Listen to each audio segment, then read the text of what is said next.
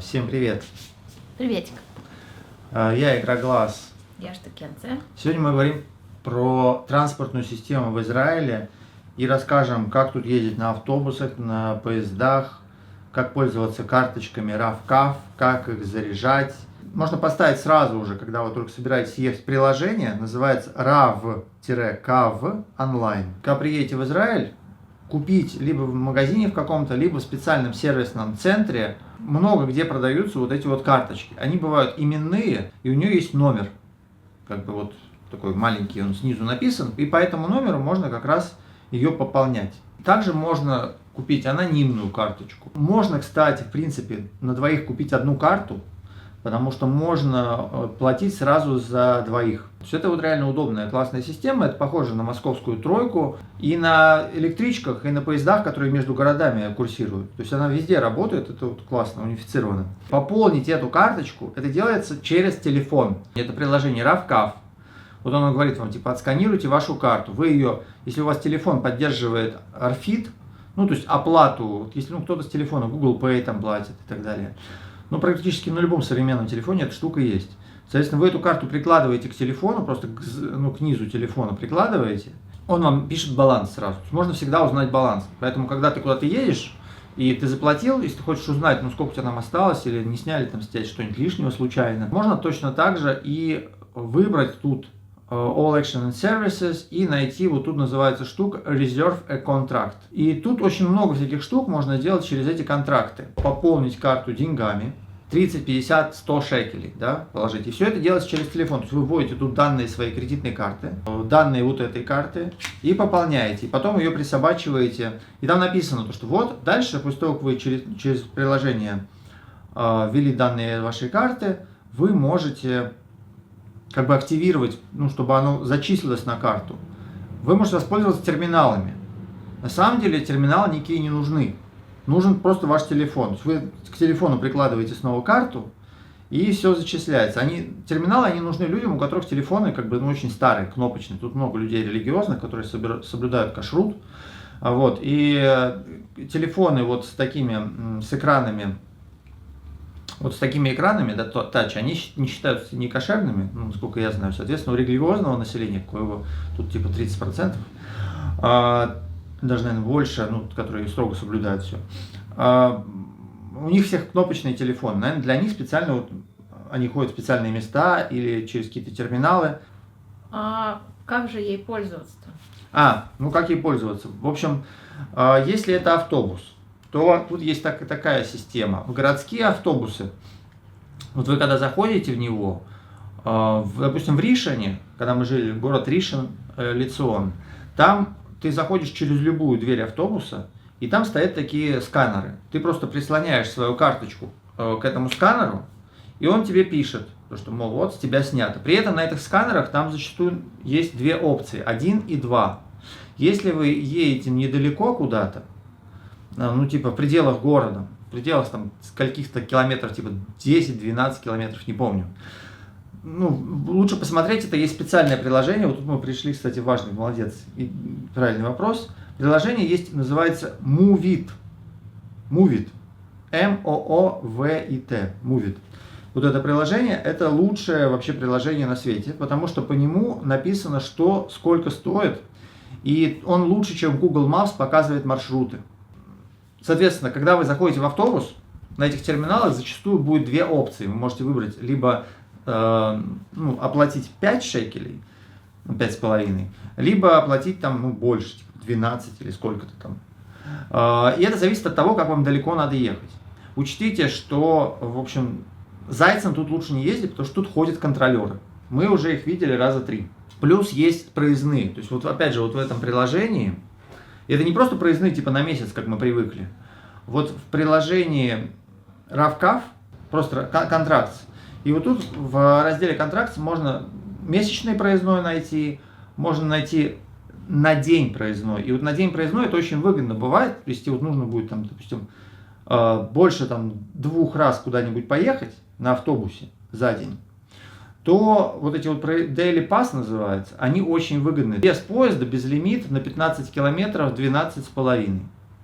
То То есть ты вот так вот купил за 12,5, и получается, если ты 3 раза уже съездил куда-нибудь, ты уже сэкономил 5 шекелей на этом. Много всяких опций и с поездом, и без поезда. Поэтому лучше всегда заранее.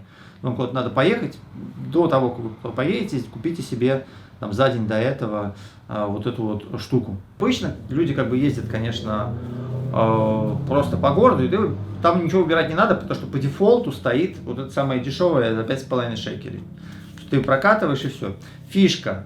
В течение 1,5 часов, с тех пор, как вы, вот, допустим, в автобус вошли, вот 1,5 часа у вас есть для того, чтобы любую пересадку совершить, и, соответственно, она будет бесплатна. То есть вы можете, допустим, 5 автобусов сменить, ну, если они не превысят какую, ну, вот эту длину, там, 12 километров или сколько-то, то ты можешь много-много-много автобусов поменять, и это ты как бы отдельно не платишь. Но тебе нужно каждый раз прокатывать карточку. То есть каждый раз, когда ты входишь в новый автобус, прокатываешь карточку, и вы заметите, что, допустим, вот вы сели на автобус, прокатили карту, 5 шекелей с вас снялось, вы можете по приложению проверить.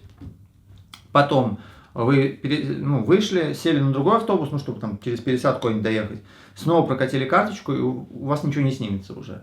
Есть автобусы городские, есть автобусы городские, которые в том числе идут и в другой город, и тогда вы должны выбрать либо 1, либо 2, и там будет стоить билет на автобусе, либо 5, либо 12. А еще есть вообще международные автобусы. Это вообще отдельная песня, потому что они очень странно работают на самом деле. Мы, например, на этих автобусах 2 раза бесплатно ездили.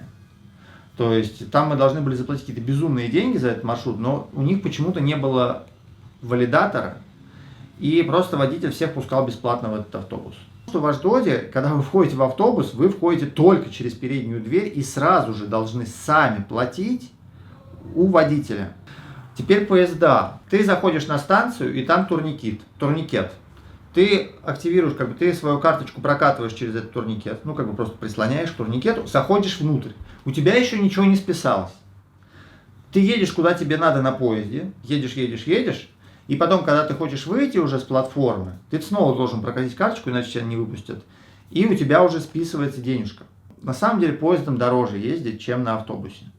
И учтите, что пересадки с автобуса на поезд, они, вот это вот 90 минут, типа 1,5 часа бесплатно, то есть если они не работают на поезде, ты платишь отдельно.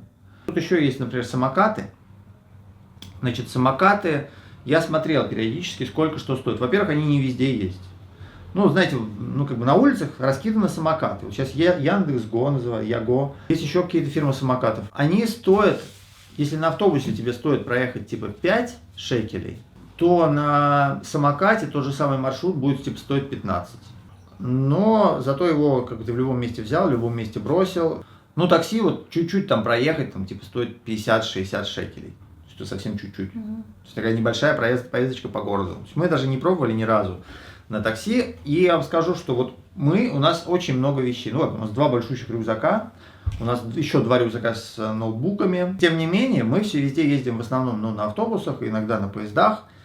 И такси не нужно вообще. Почему? Потому что тут реально очень хорошая сеть автобусная. Вы везде, куда приедете, особенно если вы пользуетесь приложением Movit, то там можно выбрать в опциях наименьшее, допустим, чтобы меньше всего ходить. Тогда он будет подбирать такой маршрут. Тут реально вот супер развитый транспорт. И вы можете выбрать маршрут, например, чтобы он быстрее всего вас довез куда-то, там может быть несколько пересадок. Можете сделать маршрут себе выбрать, чтобы было как можно меньше пересадок. Можно выбрать маршрут, чтобы вам как можно меньше идти было. И учтите, что многие автобусы, вот эти даже все приложения Movit или там Google Maps, если вы пользуетесь, они очень как бы работают на сейчас. То есть вы там можете выбрать, через сколько времени вы отправляетесь, и уже что-то будет измениться сильно. То есть зачастую ты вот смотришь маршрут, допустим, ты едешь из Ашдода в Ашкелон, и ты смотришь маршрут, ты видишь, 4 пересадки надо сделать. Ну, естественно, тебе не хочется делать 4 пересадки. Даже если это будет типа быстрее, потому что на самом деле это вот, чем больше пересадок, тем хуже, потому что часто очень автобусы, они могут прийти раньше или могут опоздать. В общем, может что-то случиться такое нехорошее. То есть, чем меньше пересадок в целом, тем лучше и быстрее ехать. Точно так же, кстати, на поезде быстрее ехать может быть там типа в 5 раз. Потому что тут бывают жуткие пробки. Метро еще есть. Ну вот в Хайфе, например, метро есть. Но это такое как бы канатная дорога, по сути, в виде метро. Он два таких, она работает на таких вот тросах, как канатка. Ходит довольно, ну, на самом деле, ходит раз там в 7 минут, ну, смотря, типа, сколько времени. И там прикольно на нем, удобно ехать, и он тоже не очень дорогой, так что, ну, и точно так же ты как бы платишь просто вот этой штучкой при входе. Все. Друзья, напишите нам комментарии, поправьте нас, где мы были неправы, если что. Будем ждать ваши комменты. С вами был канал Культурный Кот. Удачи!